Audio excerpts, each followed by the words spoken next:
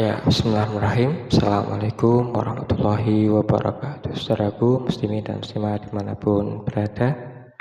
Alhamdulillah, wassalatu wassalamu ala rasulillah amma ba'dah. Kembali ngaji hadis Nabi Muhammad SAW. Pada kesempatan berbahagia ini kita akan bahas tentang hadis Nabi Muhammad SAW tentang zakat dan sedekah.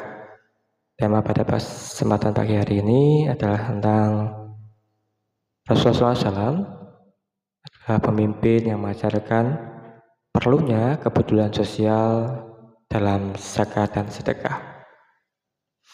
Ya, saudaraku, muslimin dan muslimat dimanapun berada, sebagai latar belakang, bahasanya persoalan kemiskinan, persoalan pengangguran, persoalan ekonomi ini menjadi satu yang sangat penting untuk pertama-tama dibahas di dalam forum-forum, baik itu tingkat keluarga, tingkat rukun tetangga, sampai tingkat pemerintahan dimanapun levelnya. Karena apa? Karena permasalahan ekonomi ini mendasari kemungkinan atau menjadi sarana terpenting untuk peribadahan dan aktivitas kemasyarakatan lainnya. Dan bahkan secara akidah, secara kepercayaan, miskinan ini bisa mendorong seorang untuk menjadi kufur atas apa yang Allah berikan. Kadzal fakru ayakuna kufron. Jadi sangat urgen, sangat penting, gawat darurat begitu untuk kemudian dicari solusinya. Dan solusinya disampaikan oleh Rasulullah SAW adalah dengan zakat dan sedekah. Baik, mari kita baca. Bismillahirrahmanirrahim. Hadatsana Ibnu Numair qala hadatsani Abi hadatsana Ismail an Qais qala Jarir Ibnu Abdullah bayatu Nabi sallallahu alaihi wasallam ala iqamis salat wa ita'iz zakat wa tashili kulli muslim. Artinya, telah menjelaskan kepada kami, Ibnu Umair berkata, telah menjelaskan padaku, bapakku, telah menjelaskan pada kami, Ismail dari Qais berkata, Jarir bin Abdullah berkata, bayatu Nabi SAW, aku berbaiat kepada Nabi Muhammad SAW untuk mendirikan sholat, menunaikan zakat, dan untuk selalu setia loyal kepada setiap muslim. Baik, pesan dari hadis ini, apa yang bisa kita ambil?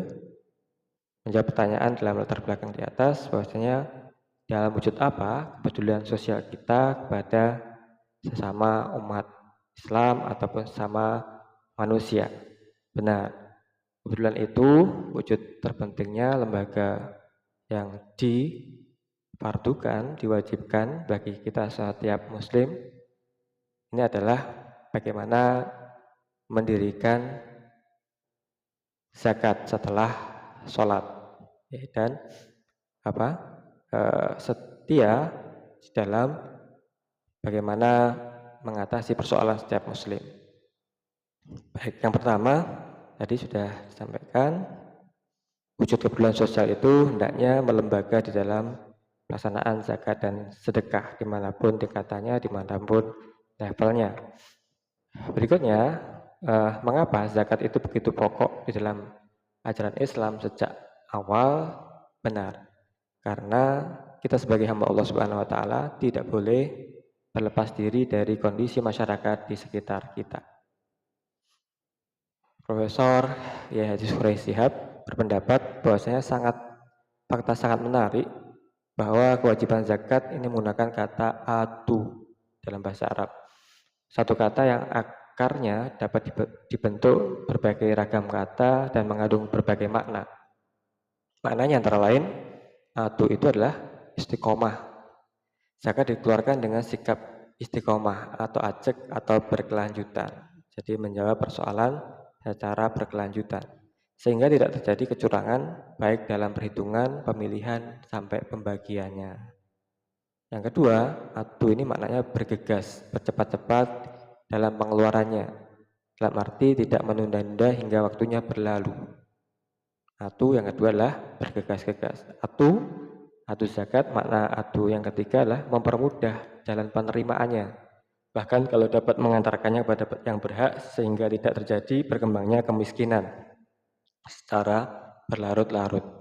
Jadi atu yang ketiga maknanya adalah mempermudah jalannya penerimaan. Atu yang keempat maknanya adalah mereka yang melakukan petunjuk-petunjuk ini adalah orang-orang yang agung lagi bijaksana. Jadi orang yang melaksanakan zakat ini adalah orang yang agung lagi bijaksana.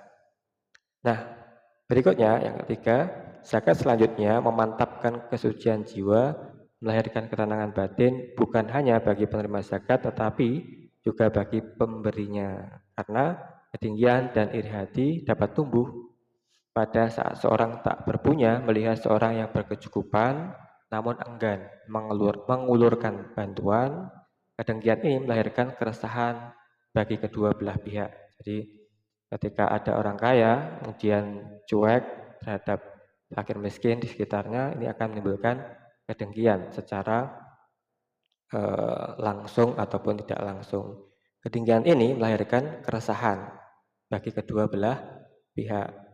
Kedengkian menimbulkan keresahan bagi orang kaya itu dan juga orang miskin yang ada di sekitarnya. Yang keempat, pengembangan harta zakat bukan hanya ditinjau dari aspek spiritual keagamaan berdasarkan ayat Allah, yakni yamhaqullahu riba wa yurbis shadaqah, yang memusnahkan riba dan mengembangkan sedekah, surat Al-Baqarah ayat 276.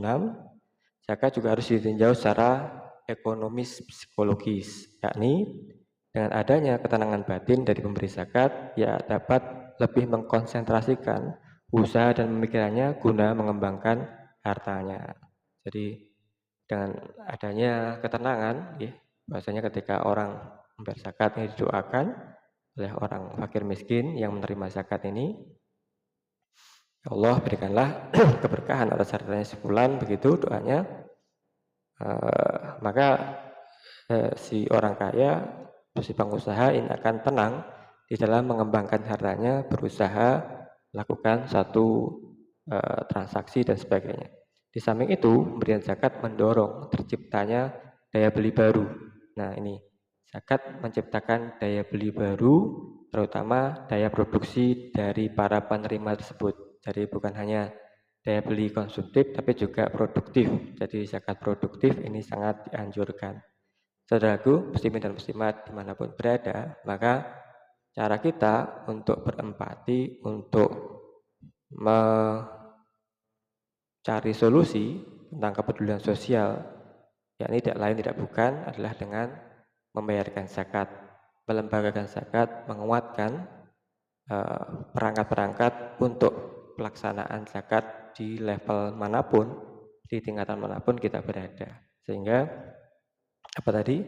Zakat bukan hanya menenangkan bagi si pemberi zakat, tapi juga memberikan makna meningkatkan daya beli dan juga daya produksi bagi penerima zakat.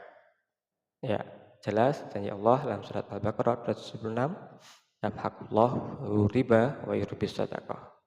Allah akan menumbuh kembangkan sedekah, zakat, berkembang, bertumbuh, dan akan memusnahkan transaksi riba. Ya, saudaraku, muslimin dan muslimat dimanapun berada, zakat harusnya ini menjadi pedoman awal di level manapun kita berada, memulai aktivitas kita sebagai pemimpin di tingkatan apapun, sehingga persoalan ekonomi ini bisa teratasi, sehingga sejahtera lahir batin kehidupan kita dimanapun, di tingkat keluarga, di tingkat tetangga, sampai di tingkat pusat pemerintahan, sehingga tercipta negara yang baldatun thayyibatun wa rabbun ghafur. Inilah indahnya agama Islam, nantiasa mengajarkan untuk menjadi manusia yang sempurna secara individu kepada Tuhannya dan mulia di hadapan manusia, di hadapan manusia sekalian, karena kita telah menunaikan zakat dan sedekah. Ya, semoga Allah Subhanahu wa taala nantiasa memberikan hidayah inayah kepada kita, keluarga kita, anak keturunan kita, muslimin semuanya untuk dapat memahami pentingnya ibadah salat dan atau zakat. Berikan zakat bagi kehidupan muslim yang baik, yang bermanfaat. Ya, amin ya rabbal alamin. Terima kasih. Assalamualaikum warahmatullahi wabarakatuh.